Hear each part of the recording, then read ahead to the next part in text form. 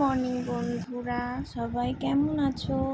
সকাল সকাল উঠে পড়েছি, 5:30টায় ঘুম থেকে উঠেছি। দেখো, রান্না করতে করতে 7টা বেজে গেছে। এখনও ছেলে ঘুমাচ্ছে। ও ঘুমাতে ঘুমাতে আমার কাজগুলো মোটামুটি কমপ্লিট করে ফেলতে হবে। ঘরদোর মোছানো হয়ে গেছে। এই যে আলু ভাজছি, আলু ভাজা মানে তৃতীয় অবস্থায় রয়েছে। আলু ভাজাগুলো হয়ে গেলে দেখো, এই যে আলু পটল সয়াবিন দিয়ে তরকারি করব।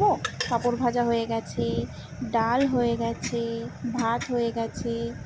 এবার সয়াবিনটা করে নিয়ে এই দেখো পটলটা ভেজে নিয়েছি। এই যে মা বললো ঘরটা মোছা হয়ে গেছে, যখন আমি তালটা কুড়ে নিই, নাহলে আবার দেরি হয়ে যাবে। সয়াবিনটা কষাতে কষাতে আমার মোটামুটি সেটাই লাগছে। এটা রান্না হয়ে গেলে আর হয়ে যাবে সারাদিনের মতো। ব্যাস, এই যে সব গ্যাস ট্যাস মুছে পরিষ্কার করে সব গুছিয়ে রেখে দিয়েছি। এবার আমি যাব স্নান করতে। স্নান করে সব পুজোর জিনিস সব গোছাতে হবে, নাহলে আবার দেরি হয়ে যাবে। এই যে আমি স্নানটা করে এসেছি। বাবা, স্নানটা করে মানে একটা যুদ্ধ। মানে সকাল সকাল স্নান করলে যেন একটা ফ্রেশ লাগে। করারও তো অভ্যাস হয় না। মানে এই পুজোকালে শুধু সকাল সকালে এত তাড়াতাড়ি স্নান করি, মানে 7টা